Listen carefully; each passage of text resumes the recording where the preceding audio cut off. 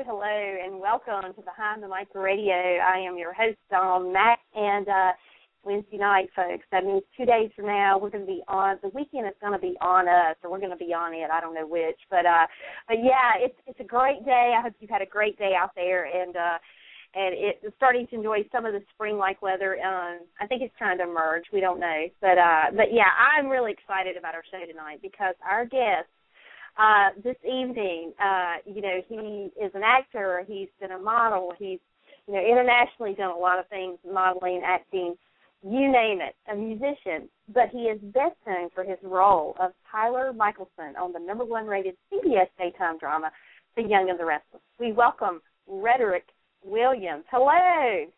Hello. How are you? I'm great. How are you this evening? I'm wonderful. Very good. Well, thank you so very much for being on our show tonight. I know, given all your screen time of late, you've been very, very busy on YNR, so it's such an honor to have you here. Yes. Thank you. No problem. Well, first off, I want to personally congratulate you and the entire cast and crew on 40 outstanding years in daytime television, of which I believe it's about 24 years running now as the #1 rated daytime drama. Yes. I mean, that's huge. Yeah, I appreciate it. It's strange for me, though, coming on because I'm so new to the show, and everyone, has been congratulating me. Hey, you went 40 years, and for me, it's kind of an odd feeling because I'm brand new to the show, so I didn't realize, how deeply rooted the show was because I wasn't, too much into the soap world before being cast on the show. My family is very much so. They kind of gave me a rundown once I got the job, but yeah, it's good, and we've done a lot of celebrating. I hear there's been a lot of different events, a lot of parties, a lot of things going on for that. It's a pretty big deal. So, yeah, thank you so much for that. Well, you're welcome. I mean, and it doesn't matter if you've been on the show a week or 6 months or a year or 40 years. You are one of YNR, and you are YNR now as far as I'm concerned. A lot. Look, you're in the in club, man. So, thank you. Well, you kind of answered my question, but one of the things I wanted to know was, what is it like for you to be part of such an amazing show? It's kind of surreal because, I'm sure everyone would have, preconceived notions about what a situation like that would be like or feel like because I did know it was huge, coming on. And, when I got the job, my first few days walking around the studio and getting to know everyone and working and, being on set, I kind of thought it was going to be like this big, daunting task. Everybody was going to kind of be like, extremely like stuffy and professional. This is like, they're the top dogs. So, you think it would be like that, but it's not for me. What I've experienced is everyone it's very, very, like almost like a family-orientated kind of vibe there. Like everyone is very, very open and like they have like an honest energy. Like they're very receptive to anything that you may need. Even if you just got to ask a question, something, it could be simple or intricate, doesn't matter. They're ready and willing to answer it, and everyone, even from the executives all the way down to us, the actors that are out on the set. Like everyone has such a very humble, like welcoming vibe to them. That really, really surprised me on a show that's so huge and so iconic. Well, and it kind of is a real testament to the fact that, you kind of see that on screen, too. You can tell that, behind the scenes, you guys are like one big family because that does come through. The fans see it, and I guess that's why a lot of times as fans, we have a hard time seperating the actors from the characters. Oh, me too. I get on set, I get those confused. families on that show are like our families, Yeah, definitely. So I get on set, I get confused, and I think Angel Conwell is my real sister because she feels like my sister. Well, now, when very close and very, what's that? I'm sorry. I was just going to say, when you first landed on the scene at YNR, who kind of took you, or through the ropes? I know we saw some footage where when. Oh gosh, it's escaping me now. when Steve showed up on site from GX. And Joshua took it all around and showed him the ropes in a very comical way, I should say. Steve Burton, sorry. And but did you have anyone? They cut me out of that clip, by the way, just so everybody knows. Oh, they did. I was. Yeah. He came into one of the rooms. I was in there hanging out, and I was messing with Steve, kind of like, giving him a big high five out of it. But it was so much footage, though. They were having so much fun with it. Joshua, I don't know how he does it. Like, he has this thing, like it's like a light switch. He can turn it on and turn it off. He'll get in the scene, and he's like heart attack serious.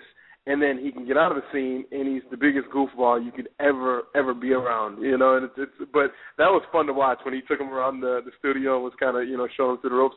For me, it was Christoph, who actually has a similar vibe. We didn't get it on camera; they didn't tape it. But Christoph St. John was the one who kind of walked me around and showed me what's what, and what this is, and how this is, and how to get there. And he kind of had that same kind of goofball mentality as well. And that's a guy that I really admire. Like I can't even put it in words, as an actor and as a human being, because he's so like admirable. There's something about him that it's like you just kind of like look up to him naturally. He's got this energy about him that he's kind of like authoritative without being authoritative. It's just he has this thing that you just respect about him. But he's a clown. He's a goofball at the same time, just like Joshua is. But when he works, he's very intense, and he really knows what he's doing. And it's kind of like I'll tend to like find myself, especially when I first started, like I would have a scene with him, with Christoph, and then once the scene was over, my portion was done, and instead of leaving, walk, I would stay, kind of step to the side and just watch kind of the process and what he what he does, and see if I can kind of like, pick up a few gems and learn some little tactics and things like that, because he's really, really good at what he does. Joshua as well, both of those guys. Well, and everything you said, I totally agree with. Those guys, I guess that's why they're veteran soap actors, and they've been with Weiner for so long, and they just, they've gone beyond the bounds of learning the ropes, and there is so much that you can learn. But one thing, as you were saying, they can just turn it on and turn it off. Now, that is one thing that I've always been curious about when I'm seeing acting, especially now sitting, in the position I am with interviewing a lot of you guys, and it's like, how does that happen? I mean, that's great acting, but if you're in a really intense scene, where it's highly emotionally charged, and, how in the world, when they say cut, do you kind of come out of that? I mean, what do you have to do? What do you personally do when you're in that? The thing, for me at this point, it's something that, it's a tool that's in my belt, because, even though, I did come on the show, and like, as you noted before, I've done modeling, I've done different things in the past, but I'm a serious actor, and any actor that's on a show like Y&R or on any equivalent where it's, to something to that scale, they're at the point in their career where they've been taking it serious. And I mean, I was in New York for years training. I've done theater. I've done, different method, Meisner techniques, all kinds of different things that, you learn how to use your emotions, channel your emotions, and you use them as a tool, and then you bottle them up and you put them, on what you do on a stage, and and you use that for your career. So it's a thing where, like, in my personal life, I'm not an extremely emotional person. I'm very, kind of like my sisters kind of, they joke around. They're like, yeah, you're just not, you don't show emotion. You don't like, I have this thing that I'm like the sturdy, the rock in my family. But when I'm performing, I've learned to, tap into different emotions and, use those and show those, and it's fun for me. It's a fun experience because I'm not a very emotional person. It gives me the chance to be emotional, to be something that I'm not. Like a lot of people, it's funny when I see people who, they see the character, on screen, and it's nothing like the person, off the set, because they're conveying, they're acting out what the writers wrote. Like it's funny, like I'll be reading a script and it's such a story. I get entertained as reading the script. I feel like I'm reading a novel, and then it's a step further because I get to actually act it out and become that, and and explore that and have all those feelings. But when you step away, when the directors and everyone on set, when there's the cut and everything stops, it's a turning off because you're acting, you know. But it's a thing. It's a skill that you kind of you develop over time. Like I said, it's a training that comes along with it. It's like with any career. I don't care what career field you have that anyone embarks on, whether you had on-the-job experience or whether you went and got training. There's a level of training that's involved, and you learn how to do that. You learn how to turn it off, and it's in many things. We just had I think it was E.T. came in, and they were there behind the scenes of one of our photo shoots, and I was kind of talking about that as far as love scenes go. And it's like, you know, I've done love scenes even before, you know, being on any shows. Like I've done, you know, theater, independent film, all kind of different stuff, and it's something that it's like people see it and they see it for one thing, but it's acting. You know, it's acting. I have people that, you know, are really, really good platonic friends, and we've been, you know, boyfriend, girlfriend on scene, you know, on camera. But and then there's people that have been arch enemies on camera, and we're the best friends, you know, in real life. So it's definitely it's acting, but it's you know, I'm sorry for the elaborating. I tend to give elaborated answers, but it's so to kind of put it in a nutshell, it's the training. You definitely train for it, and it's a skill that you develop, the ability to turn it off and turn it on, and it's very critical when doing soaps, because I can tell you this, I've been acting for a while. This isn't, you know, acting isn't new to me. I've been acting for quite some time. I'm just now getting kind of, you know, in the limelight because of, you know, the blessing of Y&R and such a large stage they have and a huge audience. But this is the most demand. I can't explain how it like you. I feel like I've literally been thrown in the fire because I mean they want you to do everything in one take. You know, you get out there, you better be prepared. You better know what you're doing. You got to know how to turn it on and turn it off. You know, and that's that there. But it's good though. It's fun. It's a good experience, and even though it's demanding and it's a lot, I would never hear me say anything negative or complain about it because it's such a blessing, you know. And I thank God. I think, you know, it's a blessing. So. Yeah. Well, and by the way, you can talk all you want. Don't ever think that you're being too elaborate on this show. Yeah, because I wonder. His voice is so sexy, you know. So the people will remain nameless, but I mean, seriously, we love hearing you talk on the show, here on Y&R. I mean, you just could talk the phone book, okay? Yeah, I got a big mouth. I talk a lot. I'm telling you, from the time I was a little kid. I was just I just keep on going. Well, that's okay. There are plenty of people out there that have heard me talk, you know, and I've hosted on various shows, and they're probably going, gosh, you know, she has met her match in terms of talking because I can talk a fair share too. So hey, it's all good. Well, cut me off whenever you want to. Absolutely not. This is your show, man. You're my guest. You talk all you want. Yeah. Well, I'm a guest. Thank you so much. Well, and one of the things I want to ask you, and it may be a little bit too premature for you to really be able to answer this, but in the time that you've been on Y&R, what do you consider to be the most memorable moment that you've had so far? Most memorable moment? Yeah. Or maybe the most interesting moment that you've had since you've been on Y&R.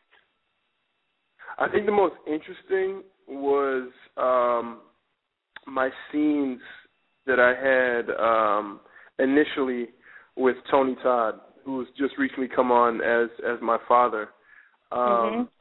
And it's because I remember, you know, as a kid, I grew up, you know, and watching the horror film trilogies of the Candyman, and he was the Candyman. He was the, you know, me and my sisters and my younger brother, we'd go in the bathroom, we kind of tease each other, like, you know, push each other in the bathroom, close the door, like, oh, you're not going to say it in the mirror, you know, where you say Candyman in the mirror, and he's supposed to appear, and he's like this big bad guy.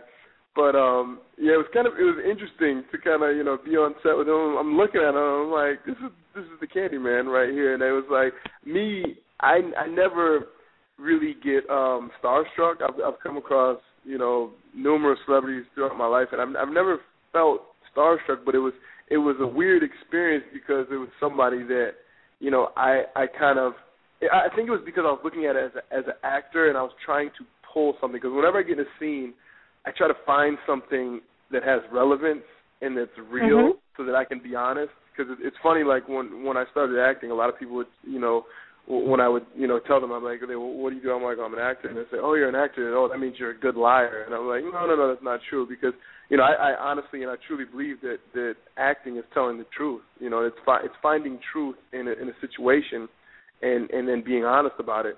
So a lot of those scenes where I was a kid and I was afraid of him and, he was this big bad guy. So it was weird because I was trying to find truth in the scenes, and I would look back this guy was the Candyman, and I truly was terrified of this guy as a kid. So it was kind of interesting. It was good scenes. It was really funny stuff. Well, funny for me on the inside. It didn't play out funny. It was pretty intense and serious when it played out. What's that? I was just going to say that just made them all more believable for the viewers, because you're taking your own personal experience and just kind of adding it to the mix for them. It was like coming face to face with him, like, I'm not afraid of you, I'm grown. But that's right. And he can I tell you, he is such an amazing actor. He's such an amazing presence. Like, he comes on the set, he has this energy about him that's undeniable. Like, he does this thing, like, he'll clap his hands together really loud. He just gets on there and he looks you right in your face. He's very intense. He's like, that guy is awesome. As an actor, it's amazing to work with him. I've been really, really, really blessed. Ever since I've gotten this job, it's just been getting better and better and better. I hate to say it, but I'm kind of looking for, like, where's the negative? When is it, there's got to be a bad side or something, but everything's been good so far. Well, and one thing I'll say to you is that the Leslie Tyler storyline right now is one of my personal favorites on the show because it has so many layers and dimensions, and it just keeps unfolding. I mean, Leslie right now, who knew she had this past? This was long before you entered Y&R, but, initially her character, was introduced, the character of Leslie was introduced, and she was just this big-time lawyer, and she could do any and everything, and you just never knew she had a past, and I love the fact the writers have now started to integrate that. There's a backstory there. And this whole storyline with Wheeler being at the center branches out in so many directions. It's just crazy. Because it hits on so many different characters in the show. Yet, your characters aren't necessarily, yours and Jail's, aren't quite going. But it's like he's kind of the center point right now. So many people are connected. And I love that. That's just brilliant story writing. And so talk a little bit about that. Not really giving away storylines, but talk a little bit about, how this has all kind of come together in terms of, where it has been, because that's just amazing how they've kind of made this a front burner storyline. Oh, yeah. Well, I love the way, like, the writers, and I can go on book and say this officially, I think those guys are, and women, because there are women writers in there as well. There's a team. A collaborative effort they have. They're literally genius in what they do, and it's such good writing. I've attempted to do writing in the past. I've done dibbled and dabbled, I'm a fan when I come across something that is really like intricate, and I'm like kind of amazed at the stuff that they do. They're really, really genius. And such great people too. I remember that was one of my first meetings when I came on the show. I sat down with Josh, he's the head writer, and he's such an amazing guy. And then it's just crazy to see someone that's such a good person and such has such good energy, and they're just so carefree and good people to be around, and they have such an extraordinary talent. It's very rare. But I've been impressed myself where because for me, the thing is, like, when there's so much script that's involved in this show, it's unbelievable. It is a lot. It's a massive amount of script. So for me, I can't get into all the other stuff. I literally have to study my stuff. I pick out my little portion of the script, and I zone in, and I try to find what works for me and, what I identify with and what I can pull at and kind of play around with. And I see things that are, like, interesting. And I also watch the show, though. I go online. I watch it, because I can't watch it during the day. I work during the day.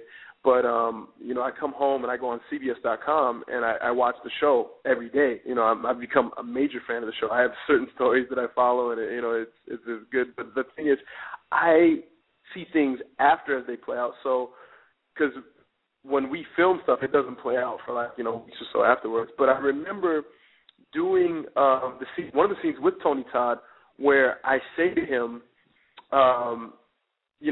my line to him was, because he says, well, me and your mother, we actually really loved each other, even though there was a little bit of strife, a little bit of, this, that, they had their differences, whatever, but there was a lot of love underneath all of that. There was a lot of love there. He was trying to convey to me that they really did love each other, and he wasn't this bad guy, and that I was painting him out to be. And my response, I gave him like a quick one. I was like, yeah, well, if there was so much love there, then why was Mom having an affair? And it was kind of like an aha moment, and he even sat back in his chair, and I kind of got in his face with it, and I thought that was like a really good, like, meaty little scene and little push, right? And thinking that from my little perspective in my little world of my nook and cranny of the script, right? So then I watched the show, and I saw how it played out, and as soon as I said that to him, and I see it, then he sits back in his chair, then they cut away, and they go to Carmine, the bartender, how he's having. And it was like they immediately tied that into, and it went from aha to aha. I was like, wait a minute, no, because so it's like, why is she having an affair? But there is a lot of love in their relationship as well, and it kind of it just really I really understood the way that what they're doing with the writing and the way they tie things in, the way they pull from different areas and they connect it all together. And like you said, with the Wheeler being the central point and how they just spider web it outwards, and it's very, very intricate writing, and it's very entertaining, and it's something that. With Wheeler being the middle of that, there was another I was watching the other day where I'm seeing you have Victor and Jack played by Eric Braeden and Peter Bergman and those characters, and they're all being pulled together, and you see the storyline of Wheeler, and it's just coming from so many different directions. It's very, very good writing, and you cannot praise that enough as an actor, because for us, that's what we get, and then we get to convey that. So it's like the writing is much so appreciated. But as far as Wheeler being vocal, for me, what it does for me is it creates that much more interesting level of what I'm doing, because I've seen so far where there's things that I'm doing, and I see the value of it, but then it's amplified and it's echoed throughout the story because it's tied in with so many different things. If you know what I'm saying? So it's like, so I really appreciate it. As far as you asking the question with Wheeler being the vocal point, I appreciate that story. I appreciate what the writers are doing with that, because it amplifies what I'm doing and what's going on with my story as well.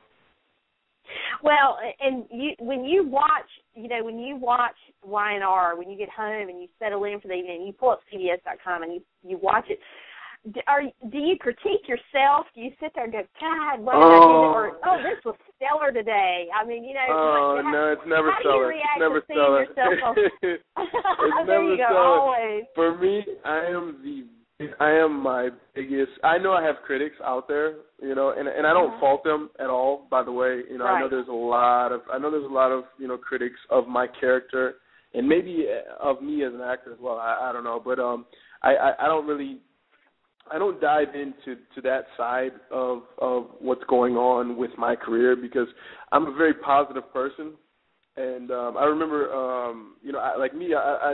I like when I see inspiring people, and they have, situations where they give information out. And I remember Will Smith, because he's a very inspiring, human being.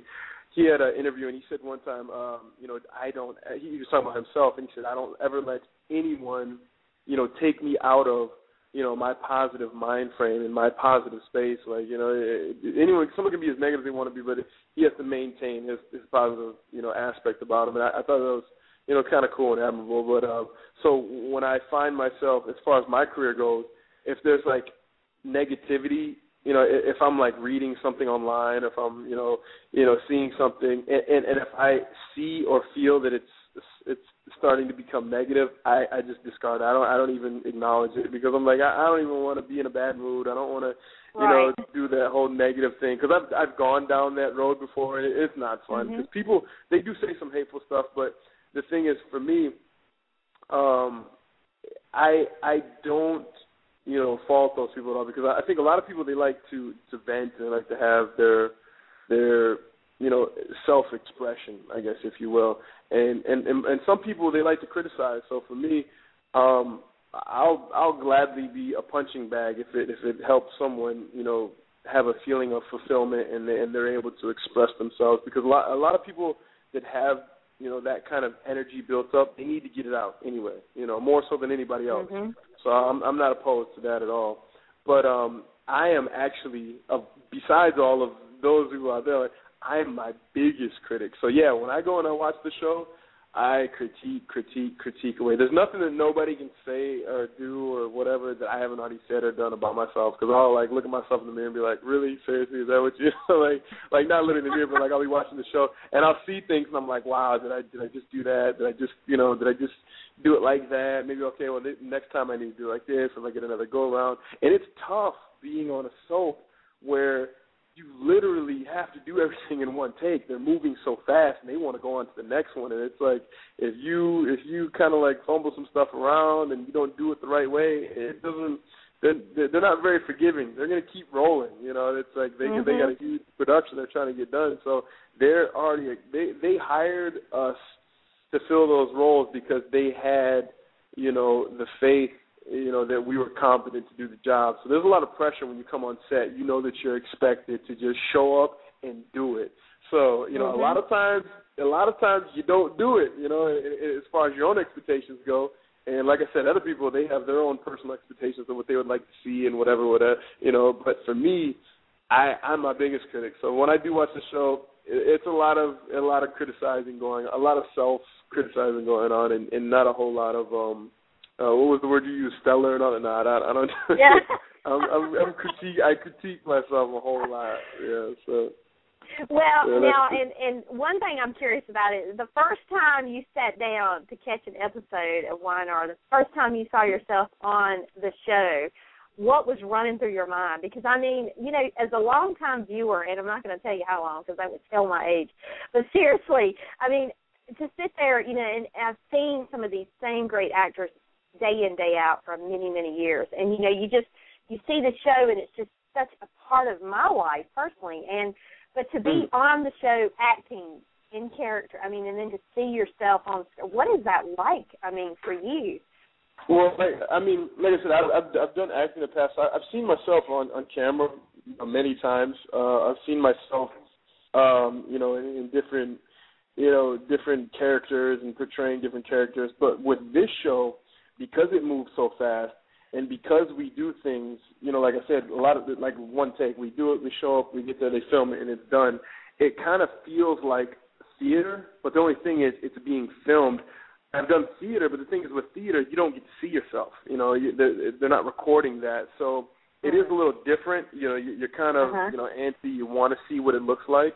And for me, it was affirmation that I'm working with some very talented individuals, because I remember my very first scene that I had was with Angel Conwell and Christoph St. John, and them, the two of them, they're both just very talented. Both of them have been in the acting world much longer than myself, and it doesn't really, I wouldn't say it shows. It's I know, because I saw in the scene, the first scene that we had, I sit down at the table. I come by, that's the sister, I give her a hug, and I sit down, and then, Christoph passes through, and he kind of wants to be out of that situation because he thinks that I might be a love interest for her until she's playing around with it, having fun, but she says, no, sit down, it'll give you a chance to meet my brother. And he says, oh, your brother. So then he sits down. And then my character is meant to be very, assertive and very aggressive, poking fun at the two of them and, kind of controlling the whole situation. That's what I'm, that's the intent for my character in that situation, in that scene. And I remember how I felt, and I remember, the way that I was, looking at the script and the way that I was, going about it piece by piece, in my mind, and it was all played out in one thing. It's not like where they cut away and they use different angles. No, it's all one take. They do it. It's from start to finish. It's all the way through. And I remember situations where I would feel myself maybe getting out of character. And the thing is, working with actors and actresses like Angel and Christoph, they keep you in character. And I remember watching it on screen, and I was like, wow, that kind of played out good. Like, and I remembered, you know, certain looks that were given, certain expressions, it's a very detailed process. But when you're in a scene with someone and you're expected to create a situation or a scenario, and it's hard because, you know, people see what's right there in front of them on the screen, but I mean, there's so much going on. There's, you know, people above you, you know, with microphones. There's, like, you know, cameramen all over the place. There's people off to the side. There's people walking around. There's literally like 40 to 50 people, you know, buzzing around like a big beehive. And you see, it's all of this is going on around you. And there's people, like, looking at you. And there's, like, all this stuff. And you're expected to create a scene and be in a scene. And it requires a lot of focus. It demands a lot of focus. And your other, you know, counterparts, your co-actors, are your lifeline in that situation, and they kind of keep you alive in that character. And I saw in that very first scene, I was like, wow, I work with some amazing actors and actresses, because they really, I remember the moments when I was pulled back into character where I would feel myself slipping out, and I would see expressions or looks or things that were given or the way lines were delivered, and it brought me back into the situation. And that was amazing to see, because I was really anxious to see that first scene play out, because I've never done a situation that was done that quickly as a recorded, you know, piece of work, you know, where there's cameramen recording, and it's like, boom, get on set, show up, do it, sit down here, you do the blocking, and then, and the blocking is a whole other thing. You know, a lot of people will say, you know, oh, how do you memorize lines and all that, and it's like, that's good and fine, but then also the movement. That was fairly easy because we were sitting down, but a lot of scenes you're moving around, and, you know, there's a certain time, and especially with soaps, where you say a word, and at that point is when you walk over here, and then you turn this way, and then you have to look in this direction. And throughout the scene, you have to remember these things, like not only what you're saying, but how you're moving.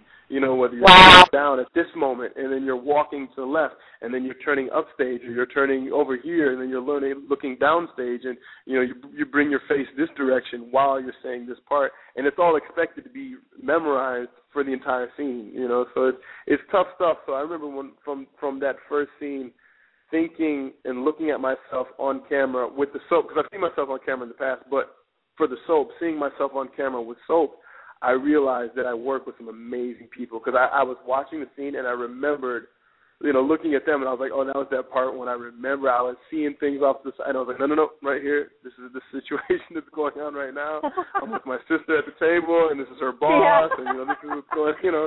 So, that was my experience from seeing my first scene play out on camera, or on screen, I should say.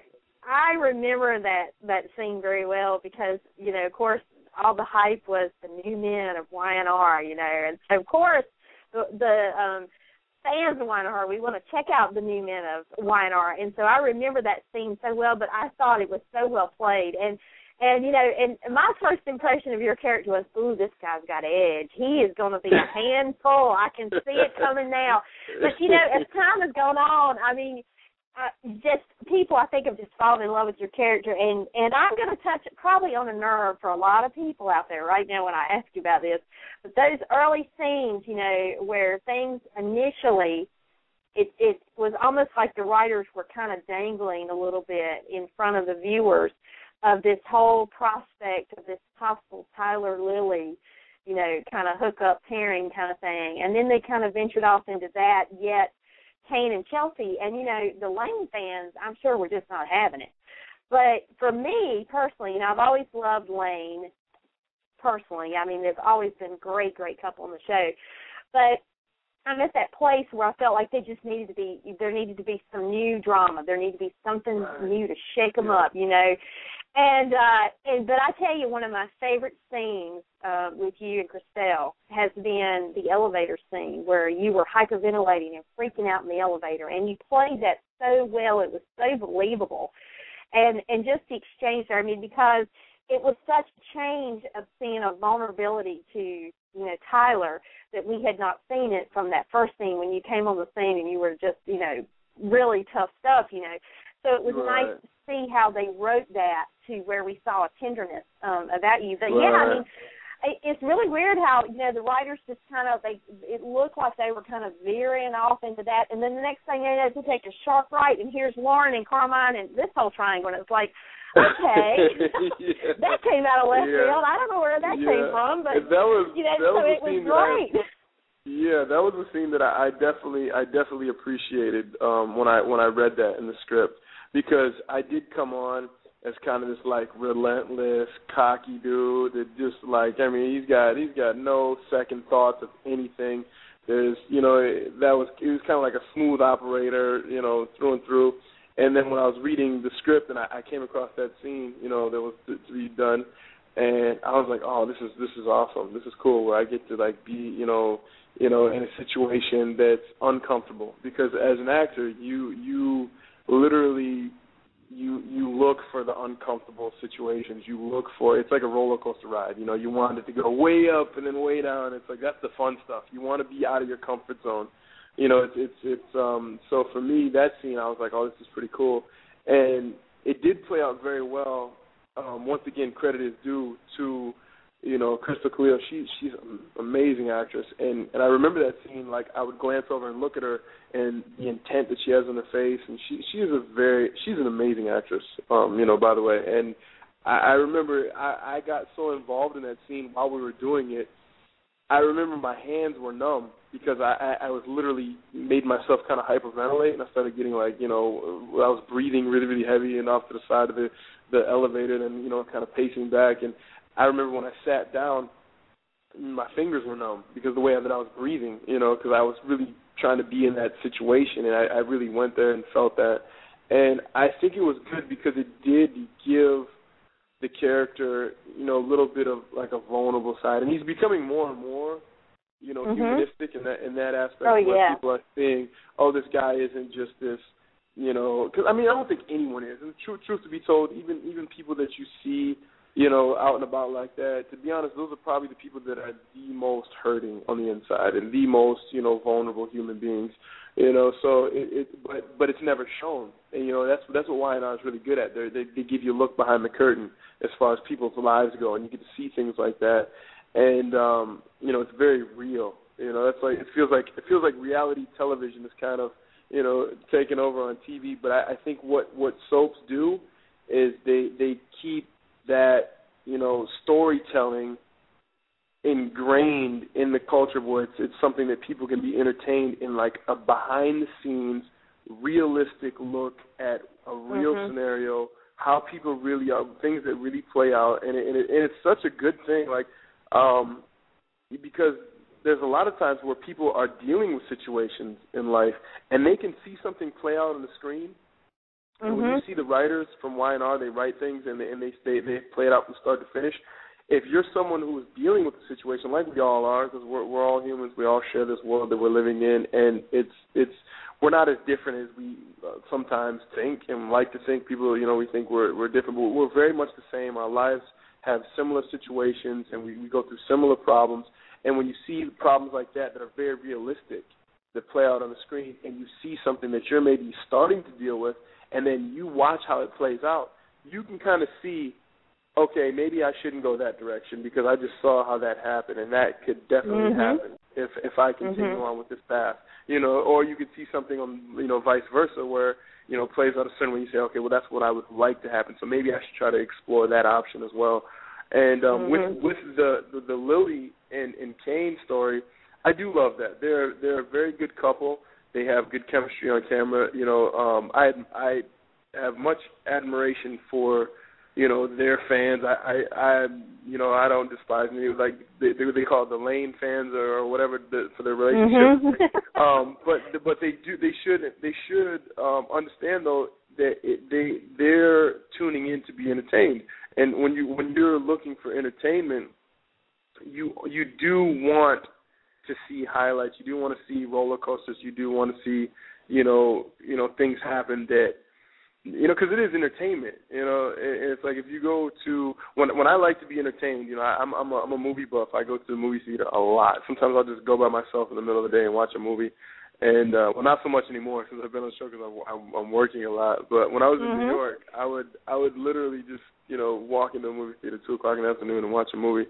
and I would just turn off everything. I would forget about my life, forget about what's going on with me, I would forget about all of that, and I would just, get a little bag of popcorn and watch the movie and be entertained, wholeheartedly just be entertained.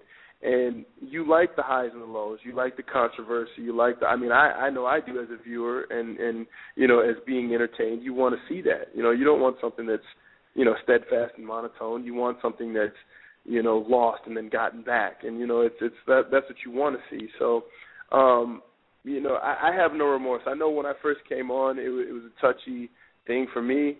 When I'm reading script, I'm like, oh, how should I play this out? Should I do this or should I do that? And it's like, because I don't have much wiggle room. I really don't. Like, I'm given stuff, and I'm like, wow, I really got to do that? Okay, well, let's do it. It's like, when there's a little bit of wiggle room, I'll try to do little different things. But for the most part, they expect things to be done the way it's written and said the way it's written. So it's like, I'm not to blame as much as a lot of people like to think for different things, but I'm also not regretting the way that this thing is playing out. And if it does, which I don't know, and I will say that I don't know what's going to happen with Lily and Tyler and Kane and as far as their relationship goes, or if there's going to be, what's going to happen, because I get scripts, fairly short notice. Like I don't get them too much in advance, so I don't really know what's going on.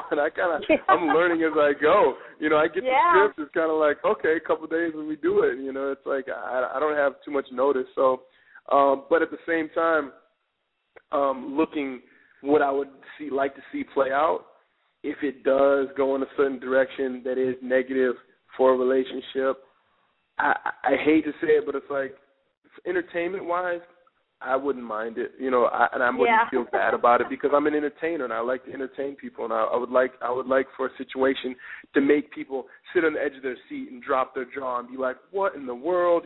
That's what you want. You want to entertain people. You want people to be, excited and passionate, and it's like whether they're, upset or happy or crying or laughing or whatever, as long as there's passion there, which there is with Y&R fans and other soap fans as well.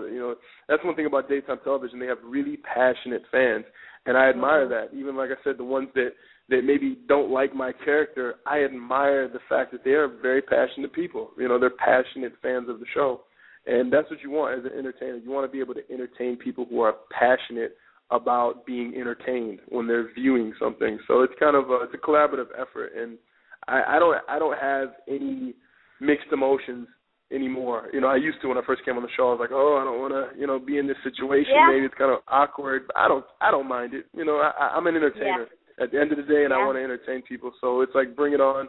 If it's an awkward, uncomfortable situation, that's actually what I desire as an actor anyway. So I'm fine with that.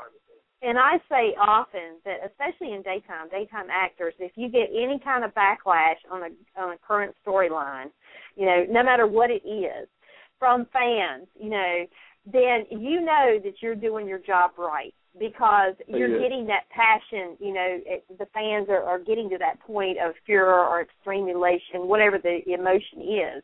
And they are, daytime fans are some of the most passionate. And, it's always been interesting to me how, we get so immersed, because I have said time and again, reality TV is anything but reality. But daytime television really is like reality, because it involves real life scenarios that very truly could play out in anyone's life. And I think that's why so many people love daytime, because it's such an identifier. Reality TV is what it is, but it could never take the place of daytime, in my opinion. And, and the fact that we've lost them soaps, fortunately a couple are coming back, but we've lost them soaps to some of these other replacement shows. It's just been a travesty, Who ever thought that daytime would leave the air? I mean, it was unthinkable when I was growing up. You just always thought, it was a generational thing. You just thought that was just kind of an understood norm, that daytime television would be there forever. It would never go anywhere. Right. Because so many of the daytime shows have outlived, regular primetime programming, and many times over. And it's going to be interesting to see what happens as time goes on. I really think that it's time for a shake-up with Wayne, you know, just because every now and again they get that shake-up, they need it, you know, to keep them alive and fresh and to keep the character storyline fresh. Yes, and to keep it alive, too.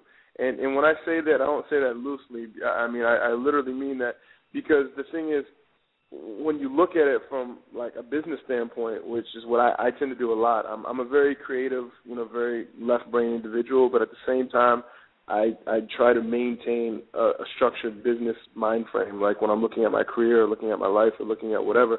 And what I'm doing now that I'm involved with soaps, it is, you know, a business at the end of the day. And when you look at, you know, even the term soaps, you know, that comes from, you know, the soaps were originally aired on the radio as radio shows, and you know, radio, just like television, is driven by advertisement, which is, you know, it's sold advertising in between the storylines and all that. And then when it converted to television, it was the same thing. And you had, you know, it came on during the day, and that was when you'd have, you know, a lot of, you know, commercials, and they call them soaps because there's a lot of soap commercials that would come on between the shows. Yeah. But that's what drives the show, is the advertising. But the advertisers, what they're looking for is viewership.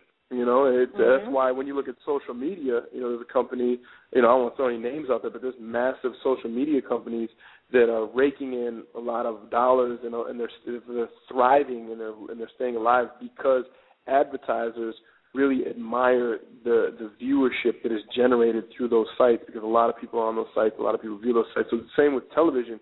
And so it kind of goes back to, you know, whether it's, you know, whatever type of TV, you know, we just named a few different types, but it's the viewership, it's the viewers that really dictate and determine, you know, the livelihood and the lifeblood of the show, and if the show is going to continue on to stay alive, because the show only stays alive, you know, if it's driven, you know, by its source, which is, you know, the business aspect of it.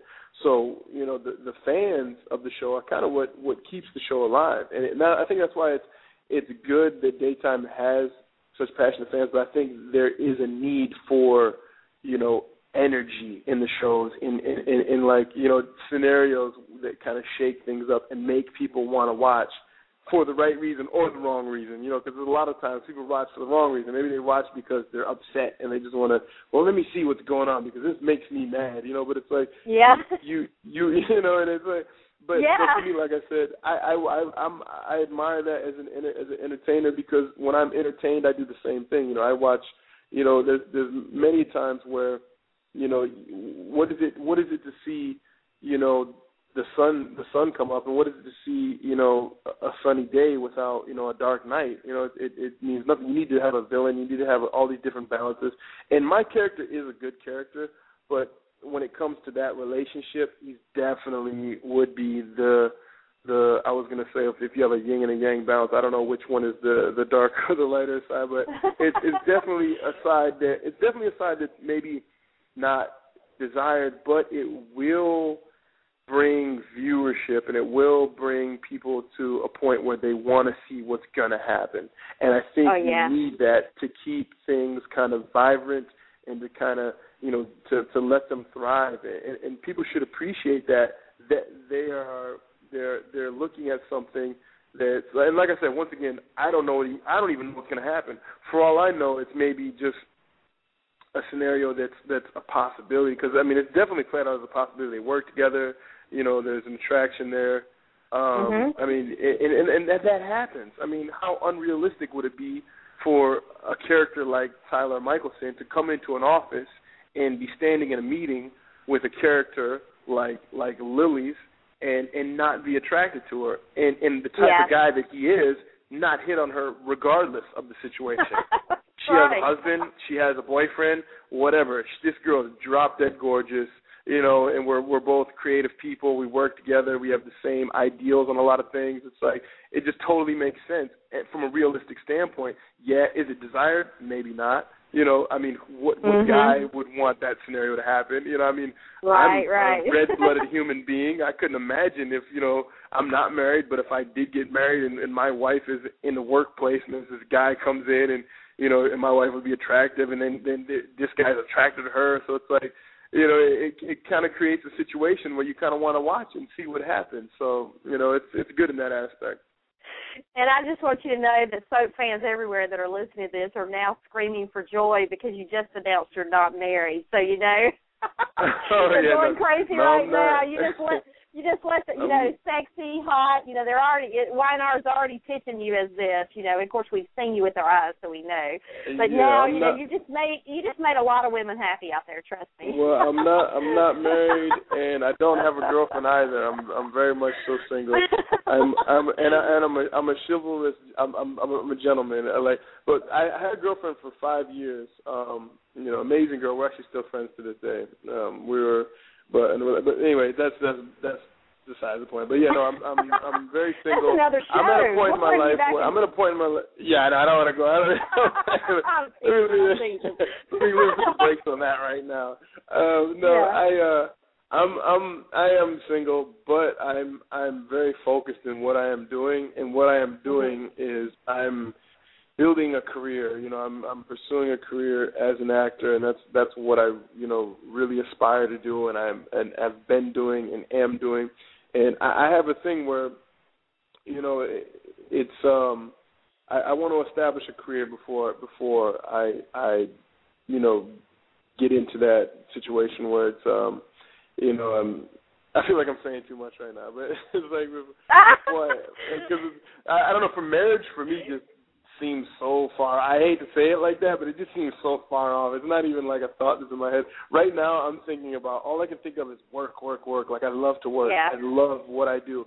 I wake up, in the middle of the night sometimes and thinking like, okay, maybe what was that the script that I got this afternoon, okay, let me read this part again. I wonder how I could maybe play that out. I know I did my process with I'm really passionate about what I do. So that's kind of the apple of my eye right now is my my work and my career. But I do have a wandering eye, though. I will say that. But there's absolutely nothing wrong with being single, and also to be focused in your work. We are glad you were focused in your work because you were on YNR, and we absolutely loved your character. And please remain focused because we want to see you on there for a very long time to come, for sure. Yes, definitely. Now, before we let you go, have you got time to take a call? Definitely, yes, of course. All right, sure. Okay, we've got Pam. Pam, hello. You're on with the Redaric. Hi, Redaric. How are you? I'm fine. How are you? I'm doing pretty good, thank you. I love your character. I just have a couple questions. What do you like to do in your free time? In my free time, I don't get much free time. I work a lot. I can imagine. Yeah, it's crazy. I've literally never been this busy ever in my life until I moved out here and started doing this show. It's insane. I'm very, very busy. But because it's a lot of reading that goes on with this job. It's a lot. You read scripts. You remember. It's reading. So I like to write. When I have downtime, I find myself writing because it's kind of like the opposite of what I do as work, which is a lot of reading. So I'll kind of write. Do you write like a journal? No. I have scripts that I kind of do, like mock scripts for potential films that I would want to do one day. You'll maybe see them hit the cinema 20 years from now. Who knows? But it's just stuff that I'm kind of dibbling down. But it's kind of like my venting thing or my degress because I read a lot. So on the flip side, I like to write in the meantime. And what else do I do? Movies. I love movies. When I get a chance, I'll go to the movie theater and watch a movie. What kind of movies do you like? You like action movies? I like movies that make you think. I like movies that are kind of one of the last movies that I saw. It was actually a while ago. What was the name of it? It had Bruce Willis. It was I can't think of the name right now. Looper. G.I. Joe? It was called Looper. It was okay. really good film. And then before Inception with Leonardo DiCaprio, and I like films that are kind of they make you think. One of my favorite films it's an older film, Denzel Washington, Devil in a Blue Dress. Have you ever Oh, seen that's that? a good movie. Very good. Yeah, it's really good. Yeah, it's all the twists and turns and the scenarios, and it's kind of like, you know, what I do with daytime television is like a lot of different stuff going on and little intricate parts. You'll have to catch a movie that they're going to be shooting here.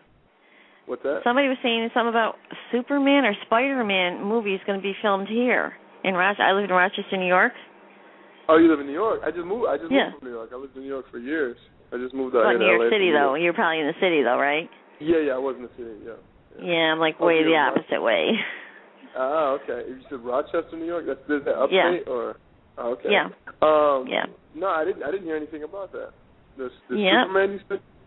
Is it a Superman? I think is it a Superman or Spider-Man? It's one of them because it's been all over the news saying they're going to let people know when it's going to be done because they need a lot of extra people. Yeah, I think it's Spider-Man. More than likely it's Spider-Man. Because I did hear something about a Spider-Man trilogy being in the works. Yeah. Yeah. That's a soap guy in Spider-Man. He was from General Hospital, James Franco. He's one of the guys, Spider-Man guys. Yeah. He was in General Hospital. I think he still does General Hospital a little bit every now and again. He's a really good actor. Oh, he hasn't been on there for quite a while. Yeah? Oh, okay. He's in the movie Oz. What's that? He's in the movie Oz. Oh, Oz. Oh, that's right. Is it a theater? But he's also involved with the Spider-Man trilogies as well. I think he is going to be in the next one. I'm not sure. Yeah, that'd be cool. Well, I enjoy your character very much. And like, you don't want to get. What's that? Oh, sorry. Go ahead. Oh, I was just to say I enjoy your character very much, and like Dawn said, I hope you'll be on the show for a long, long time. You're really awesome at everything you do, and you're hot, and you got a sexy voice, sexy body. We got to see more of that body. Come on, take off that shirt a little bit more. Come on, spice it up a little bit here. Hold on. I will tell you this. I have filmed some stuff with my shirt off that has not been on the air yet, so it's coming soon. So you got to stay tuned. I promise you. I have one other question. Oh yeah, go ahead. I'm sorry. I'm sorry. No, who haven't you worked with yet that you would like to work with on the show? Not worked with? Trying to think. Who have I not worked with? This, to be honest, this sounds maybe cliche and like Mr. Nice Guy, but everyone that I have not worked with on the show, I would love to work with. Any of the characters I haven't been involved with, I would love to be involved in their storylines. But it's kind of like, it's cool because I get excited every time I read a script and I haven't worked with someone and I see that they're in that. But let me think. Someone I haven't worked with that I would like to work with. That's a tough one. How about Mr. C? I don't want to put precedence like on one. You said Mr. C? Yeah. Well, yeah. Yeah. No, that would be Chancellor. Cool. Yeah, that would be cool.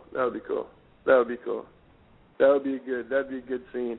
And I think that would be I'm wondering how the writers would even put that into play. I'm sure they could figure something out. Oh yeah, they could figure it out for sure. Yeah.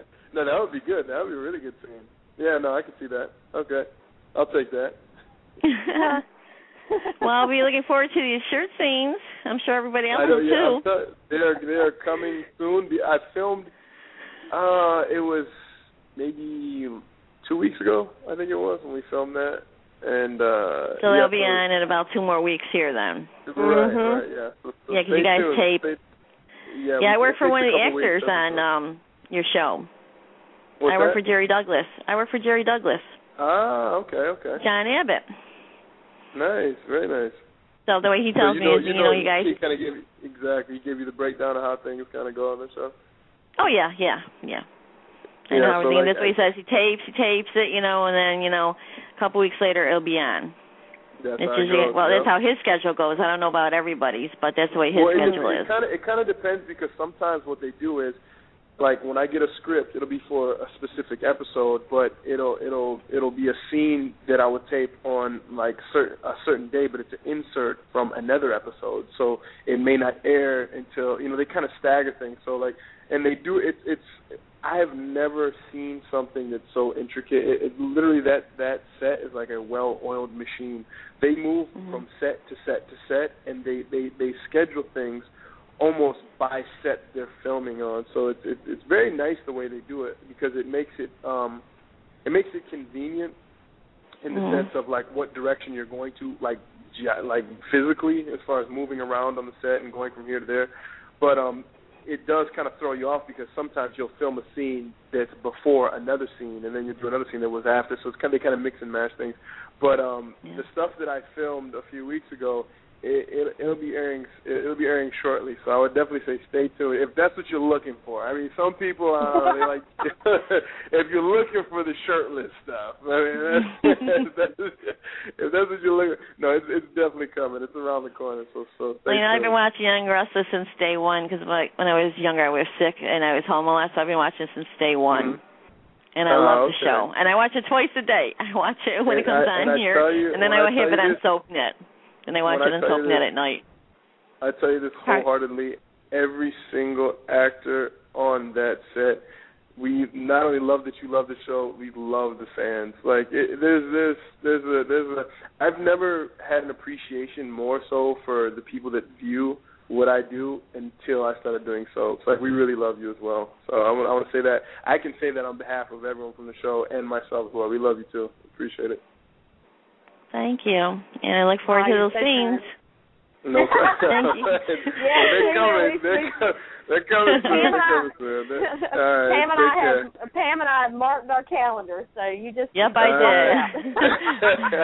Well, thank you. Right, thank you so much, Pam. It was really nice. Thank you for taking my call, Pam. Don and Roderick, and have a nice night, both of you. Thank you. Okay, take care, Pam. Take care. Bye-bye. Bye-bye. Bye-bye. She was a blast. I enjoyed her. She got straight to the meat. She got straight to the meat, literally. She was like, what are you going to do? That's right. That's right. You know, nothing like live radio sometimes. You know what I mean? Yeah. No, I love it. She had a good mentality. I love that. Yeah. Well, I want to tell you, we have had a blast talking with you for the last hour and just hearing so much about Y&R and about you and your role that you play. I mean, I cannot wait to see what's going to happen next because the way things have just continued to unfold for your character and for the storyline that involves your character, it's just getting better and better. It just keeps ramping up. So, and you know, summer's coming, and that's kind of when a lot of the storylines really heat up. No pun intended. So it's going to be interesting to see what happens, and I can't wait. And I know I speak for a lot of fans and viewers out there. But thank you so much for being our special guest tonight. You're so very welcome, and thank you for having me on. I really appreciate it. I had a lot of fun as well, too. Well, thank you. We'd love to have you back anytime, especially as things progress with Tyler, and we'll see what happens, and maybe have you back for a chat. But thank you so much, and take care, and have a great night. All right, you too. All right, take care. Bye-bye. What a great interview. Redaric, he is just awesome. I mean, you know, really enjoyed speaking with him tonight, and I know that you guys listen in. I hope you enjoyed that as much as I did. He is just phenomenal and really talked a lot about Y&R. You can just hear it in his voice, how passionate he is about what he's doing, not just as an actor, but how excited he is. You can just hear that excitement and that energy in his voice to be a part of Y&R. And I think he knows, he learned pretty quickly just how big, you know, a show this is and just how big of a break, you know, this is for him to be cast in such a major role. So kudos to him, and again for Y&R for getting it right. I think they're doing some incredible writing right now, and it's just some of the best I've seen personally in a very long time. I love the storylines, and the writing is reminiscent of the way it was several years back when, you know, it was just good storyline after good storyline. You couldn't turn it off. It was just, you know, just really, really good, and the show is kind of back to where it used to be, and that is so refreshing. I know not only for the cast, but especially for the fans and the longtime viewers. So it's going to be interesting to see what happens as time goes on. I'm sure it's going to keep getting better and better, as it always has. And, you know, they don't tout themselves as the #1 rated daytime television drama for nothing. And I think their writing and the cast certainly speaks to that constantly. So yeah, what a great interview. And we want to say a huge thank you again to our special guest, Redaric Williams, for being with us tonight. And so coming up tomorrow night, we've got another amazing guest. We've had some great guests of late, and we'll have some more coming, not to worry. But we have another day's guest tomorrow night. I've really just hit the jackpot on the day's guest of late, and I'm so excited. We're actually going to be speaking with Kate Mancy, who plays Abigail Devereaux on the show, and she's going to be here at 7 p.m. Eastern. We'll be talking with her, taking your calls. And, again, I've said it before, if you are a fan of hers, or if you're a fan of Days and you just want to call in and ask a question about Days, or just speak to her, say hello, you can dial in at 347-945-6965. I'm sure she'd love to speak with you, and we'd love to have your calls. So please don't be bashful. Call in.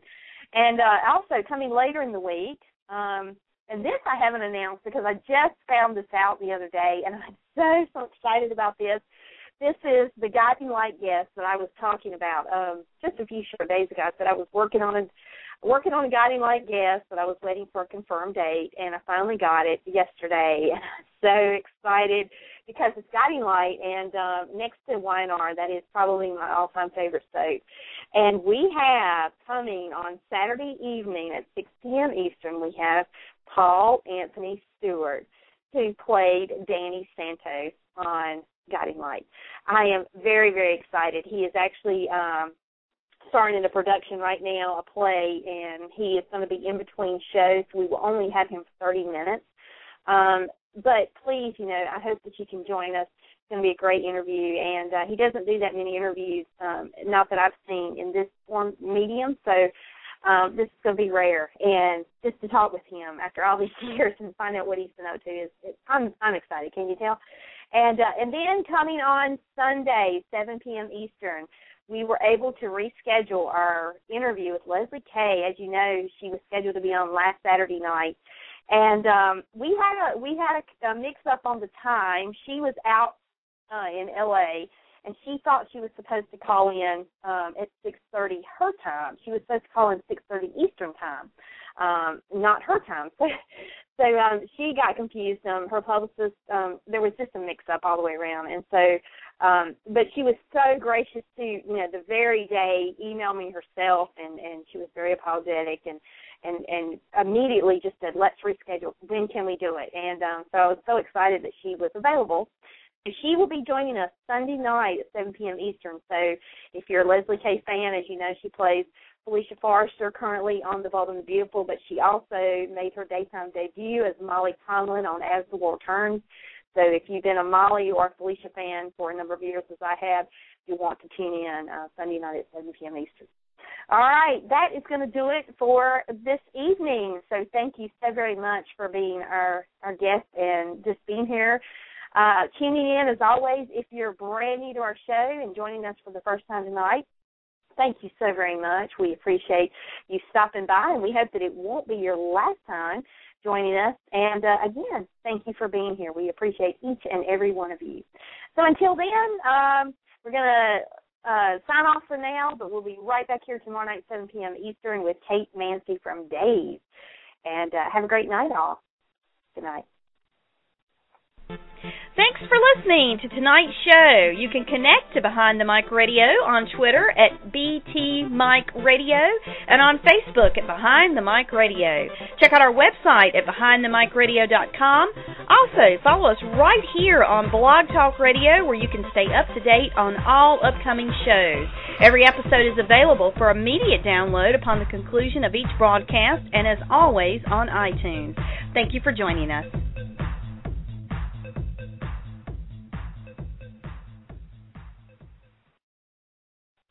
Tonight's show has been brought to you by One Taste of Main Street Cake Shop, baked from scratch, custom-made cakes and cupcakes, and you'll be hooked. Every cake is made to order with only the finest and freshest ingredients. This is no ordinary bakery. Cakes are never pre-made. Main Street Cake Shop is in demand, having provided cakes and cupcakes for numerous prestigious events, bridal fairs, and venues. Owned and operated by April Murray, she has garnered many awards for not only her exquisite cake designs, but also for their incredible taste.